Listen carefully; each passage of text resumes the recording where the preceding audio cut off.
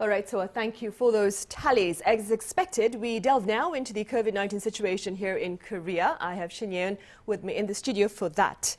YE-EUN, welcome. Great to be here, Sunny. Right, so let's begin with remarks by President Moon Jae-in, who, as you mentioned back on Wednesday, held a meeting to address the country's Omicron, that is, containment effort.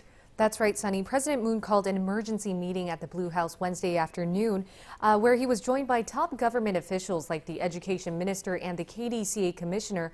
This was President Moon's first in-person meeting following his return from the UAE, Saudi Arabia, and Egypt. A host of issues were discussed, ranging from the country's response to the Omicron variant, especially ahead of the Lunar New Year holiday, all the way to ways of making efficient use of our limited medical resources.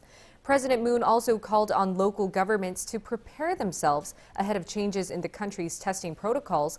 He specifically urged authorities to have enough rapid antigen test kits ready, which will become the primary method of screening for most people. He also highlighted the need to secure enough hospital beds, especially for children, amid the surge in our daily tallies. And a top Blue House official told reporters following the president's meeting that discussions there had left the door open to possible changes in our current prevention strategy.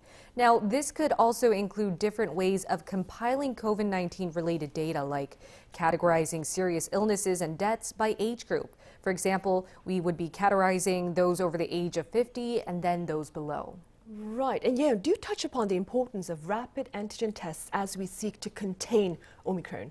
Right, so authorities have determined that Omicron may trigger an exponential increase in the number of cases and strain our PCR testing capacity. So for regular screening purposes on young, healthy people, they've decided to replace PCR tests with rapid antigen diagnostic kits. Only those over 60 at high risk or those with a suspected infection will be able to receive a PCR test. And this measure had first taken effect in 4 parts of Korea that have been hit the hardest by the Omicron variant, and the new testing method will be made compulsory nationwide from February 3rd.